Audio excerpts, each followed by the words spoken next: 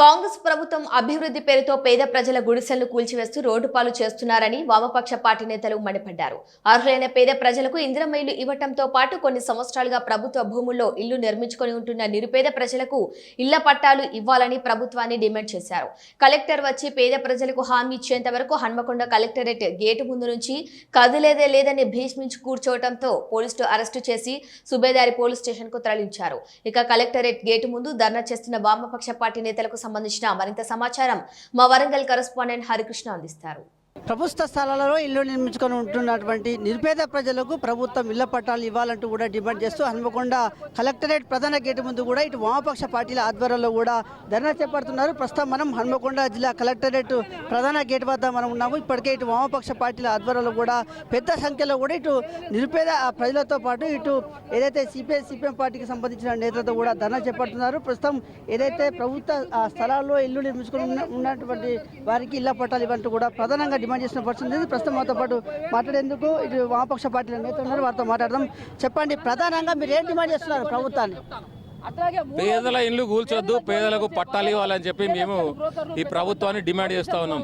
గత 10-15 రోజులుగా ఈ వరంగల్ హన్మకొండ నగరం లోపల పేదలు వేసుకున్నటువంటి ఇండ్లను నిర్దాక్షిణ్యంగా కూల్చేస్తూ ఉన్నారు. ఈరోజు వాళ్ళకు నోటీసులు ఇవ్వాలి. ప్రభుత్వము నిజంగా చట్ట ప్రకారము ఎవరైతే ఉన్నారో వాళ్ళకు నోటీసులు ఇవ్వాలి, చట్ట ప్రకారం పోవాలి. కానీ ప్రభుత్వమే మరి నోటీసులు ఇవ్వకుండా అర్ధరాత్రి దొంగల లెక్క ఈరోజు వచ్చి పేదల ఇళ్లను కూల్చడం అనేది చాలా దారుణమైనటువంటి విషయం. నిజంగా చిత్తశుద్ధి ప్రభుత్వానికి ఉంటే మరి పెద్దలు డబ్బులు ఉన్నటువంటి వాళ్ళు భూమాఫియా, అదేవిధంగా రాజకీయ నాయకులు, రెవెన్యూ అధికారులు అందరూ కుమ్మక్కై ప్రభుత్వ భూములను కాజేసి ఈరోజు రియల్ ఎస్టేట్ వ్యాపారం చేస్తూ ఉన్నారు. వాళ్ళ జోలికి పోవడం లేదు. కాబట్టి వెంటనే మీకు నిజంగా చిత్తశుద్ధి ఉంటే ఆ భూములను జోలికి పోండి, మీరు వాటిని తీసుకోండి.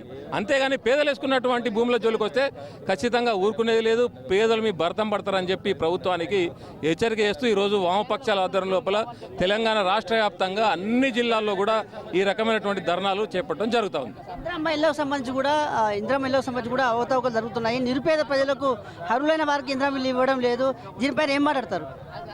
ఇందిరమ్మ ఇల్లు పేరుకే ఇందిరమ్మ ఇల్లు ఇస్తామని చెప్పి అర్హులు ఎక్కడ ప్రభుత్వం సర్వే చేపడతా ఉన్నదా? సర్వే చేయండి, అర్హులకే ఇవ్వమంటున్నాం. మీకు నిజంగా చిత్తశుద్ధి ఉంటే మీరు సర్వే చేయండి, అర్హులైతేనే ఇవ్వండి. అంతేగాని నిర్దాక్షిణ్యంగా ఎందుకు కూలగొడతారు? నోటీసులు ఇవ్వాలి కదా. మీరు నోటీసులు ఇవ్వకుండా అర్ధరాత్రి ఎందుకు వస్తారు? నిద్రిస్తున్న ప్రజల మీద బుల్డోజర్లను తీసుకొని ఎట్లా వస్తారు? ఈ ప్రభుత్వం రాకూడదు కదా. కాబట్టి నీకు నిజంగా చిత్తశుద్ధి ఉంటే సర్వే చేయండి, అర్హులైన వాళ్ళకే ఇవ్వంటా ఉన్నాం. ఇల్లీగల్గా ఏం చేయడం లేదు. మేము అర్హులైనటువంటి వాళ్ళకే ఇవ్వాలని చెప్పి మేము డిమాండ్ చేస్తూ ఉన్నాం. ప్రధానంగా కూడా ఇటు అభివృద్ధి పేరుతో కూడా దాదాపుగా 500 పైగా ఇళ్లను కూల్చివేసిన పరిస్థితి ఉంది. దీనిపైన ప్రభుత్వాన్ని మీరు ఏం నిలదీయదలుచుకున్నారు? వామపక్ష పార్టీలుగా ప్రభుత్వం చేసిన చర్యను తీవ్రంగా ఖండిస్తాను. ఈ ధర్నా ఈ పికెటింగ్ కార్యక్రమంలో సిపిఎం, సిపిఐ, ఎంసిపిఐ పార్టీలు పాల్గొంటాయి. గత 20 రోజుల నుంచి వెళ్ళి ఇక్కడున్న కలెక్టర్ గారు, అధికార యంత్రాంగం పెద్దల జోలికి పోకుండా పేదోళ్ళ గుడిసెలు కూల్చేసేదానికి నిరసనగా ఈ కార్యక్రమం చేస్తాను. మా డిమాండ్ల్లో ఒకటే, ఒకవేళ కనుక మీకు చిత్తశుద్ధి ఉంటే గోపాలపురం చెరువు 23 ఎకరాల 8 గుంటలు, 23 ఎకరాల 8 గుంటలలో పెద్దోళ్ళు ఆక్రమించారు. వాళ్ళ జోలికి ఎందుకు పోతలేరు? ఎంపీ ఆనంద్ అన్నట్టు ఆయన ఎకరం భూమి ఆక్రమించి బర్ల ఫామ్ నడుపుకుంటాడు. మరి కలెక్టర్ గారికి అవపడతలేదా? అట్లాగే 186 కుటుంబాలు గత 5-6 సంవత్సరాలు 10 సంవత్సరాల నుంచి ఇల్లు వేసుకున్నాయి. వాళ్ళ జోలికి పోతలేరు.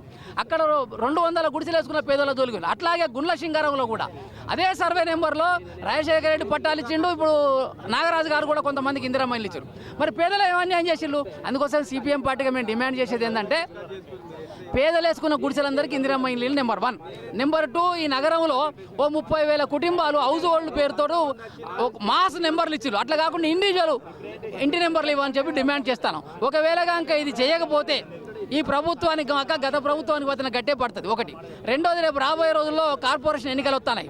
ఇక్కడ స్థానిక ఎమ్మెల్యేలు ఇద్దరు, నాగరాజు గారు కావచ్చు, ఇక్కడ రాజేందర్ రెడ్డి గారు కావచ్చు, ఈ పేదల సమస్యలు పరిష్కరించలేకపోతే గత ప్రభుత్వానికి ఏ గతి పట్టిందో వీళ్ళకి అగే పడుతుంది. రేపు కార్పొరేషన్ ఎన్నికల్లో వీళ్ళని గద్దెరించడం ఖాయం. అందుకే మేము డిమాండ్ చేసేది, మీ ప్రభుత్వం గొప్పగా చెప్పుకునే ఇందిరమ్మ ఇల్లు వీళ్ళకి కట్టియండి. మా దాంట్లో అర్హతలు ఉన్నోళ్ళే కట్టియండి, అర్హత లేని వాళ్ళు మేము కట్టియమని అడగం. ఒకటి. రెండోది, గుడిసెలు కూల్చేసేటప్పుడు కనీసం అక్కడ ఉన్న ఆ పార్టీలకు, ఆ ప్రజలకు చెప్పండి. ఒకవేళ కనుక మీకు వేరే దగ్గర చూపెడతామంటే మేము ఒప్పిస్తాం వాళ్ళను.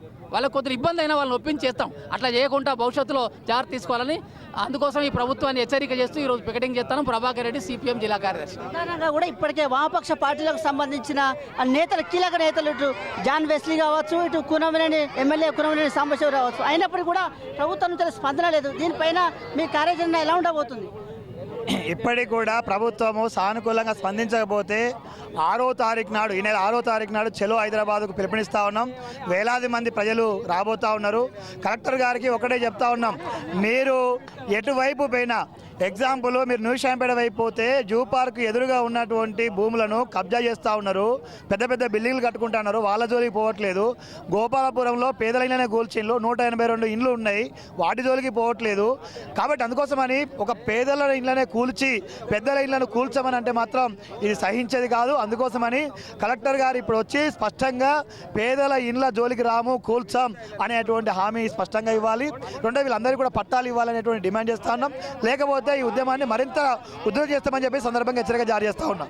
ఈ ప్రధానంగా కూడా ఇటు పేదలకు సంబంధించిన సమస్యలపైన ప్రధానంగా ఒక ప్రభుత్వం స్పష్టత ఇవ్వకుంటే రానున్న కార్యాచరణ ఏ విధంగా ఉండబోతుంది? ఈరోజు గత వారం రోజులుగా ప్రభుత్వ భూములలో గుడిసెలు వేసుకున్న పేద ప్రజలందరినీ నిర్దాక్షిణ్యంగా ఈ యొక్క కాంగ్రెస్ రాష్ట్ర ప్రభుత్వం కూల్చివేయడం అనేది జరుగుతూ ఉంది. ఎందుకంటే రాష్ట్ర ప్రభుత్వం కూడా ఒక 58 జీవోని అంతకుముందున్న ప్రభుత్వం 58 జీవోని తీసుకురావడం అనేది జరిగింది. ఆ 58 జీవో లక్ష్యం ఏమిటి మరి అధికారులకు తెలియట్లేదా, కలెక్టర్కు తెలియట్లేదా? ప్రభుత్వ భూమిలో ఏ భూమి అయినా సరే 125 గజాల్లోపు ఉన్న పేద ప్రజలని రెగ్యులరేషన్ చేయాలి అని చెప్పేసి ఆ జీవో చెప్తుంది. కానీ ఎంతోమంది మట్టి అమ్ముకుంటే, ఎంతోమంది రియల్ ఎస్టేట్ దారులు ఈ భూములను కబ్జా చేస్తుంటే ఆ భూములని కాపాడకుండా ప్రభుత్వ భూములలో గుడిసెలు వేసుకున్న పేద ప్రజలు ప్రభుత్వ భూములను కాపాడుతుంటే నిర్దాక్షిణ్యంగా వాళ్ళు అక్కడి నుంచి వాళ్ళని తీసివేయడం, ఇవ్వాల్సిన సంక్షేమ పథకంలో ఇందిరమ్మ ఇండ్లు ఇవ్వకపోవడం చాలా దుర్మార్గమైన వ్యవస్థ. ఇది చాలా మోసపూరితమైన వ్యవస్థ. ఎందుకంటే కాంగ్రెస్ ప్రభుత్వం అధికారంలోకి రావడానికి ముందు ఒక వాగ్దానం చేసింది, ఇందిరమ్మ ఇండ్లు డబుల్ బెడ్రూమ్ ఇస్తానని చెప్పి తోటి పేద ప్రజలు మోసం చేస్తుంది. కాబట్టి భవిష్యత్తులో 58 జీవో ప్రకారం ప్రభుత్వ భూమిలో ఉన్న గుడిసెవాసులని రెగ్యులైజ్ చేసేంత వరకు ఆందోళన పోరాటం ఉధృతం చేస్తామని చెప్పేసి ఈ సందర్భంగా ప్రభుత్వాన్ని డిమాండ్ చేస్తా ఉన్నాం. ప్రధానంగా కూడా ఇటు వామపక్ష పార్టీల నేతలు అయితే ఒకటే డిమాండ్ చేస్తున్నారు, ఏదైతే ప్రభుత్వ భూములలో ఏదైతే గత కొన్ని సంవత్సరాల నుంచి ఇల్లు నిర్మించుకొని జీవిస్తున్నటువంటి నిరుపేదలకు ఇళ్ల పట్టాలు ఇవ్వాలి. అలాగే ఇది ఎంతో గొప్పగా చెప్పుకునేటువంటి ఏదైతే ఇందిరమ్మ ఇళ్ల పథకం సంబంధించి కూడా ఇటు నిరుపేదలకు ఇవ్వాలంటూ కూడా ప్రధానంగా వామపక్ష పార్టీల నేతలు అయితే డిమాండ్ చేస్తున్నారు. ఇప్పటికే ఏదైతే హన్మకొండ కలెక్టరేట్ ముందట వామపక్ష పార్టీల నేతలు ఏదైతే ధర్నా చేపడుతున్నారో ఆ ధర్నాకు సంబంధించి కూడా పోలీసులు అయితే ధర్నా చేస్తున్న వామపక్ష పార్టీ నేతలందరినీ కూడా అరెస్ట్ చేసి కూడా ఇటు పోలీస్ స్టేషన్కు తరలిస్తున్నారు. మనం చూడవచ్చు విజువల్లో కూడా ఇటు ధర్నా చేస్తున్నటువంటి వామపక్ష పార్టీల నేతలకు సంబంధించి కూడా పోలీసులు అయితే దౌర్జన్యంగా కూడా వాళ్ళందరినీ కూడా అరెస్ట్ చేస్తూ ఏదైతే వాహనాన్ని ఎక్కిస్తున్న పరిస్థితి మనం విజువల్లో కూడా క్లుప్తంగా చూస్తున్నాము. ఏదైతే నిరుపేద ప్రజలకు ఇళ్ల పట్టాలు ఇవ్వడంతో పాటు గొప్పగా చెప్పుకునేటువంటి ఏదైతే ఇందిరమ్మ ఇల్లు అయితే ఉన్నాయో, ఏమి లేని భూములు లేని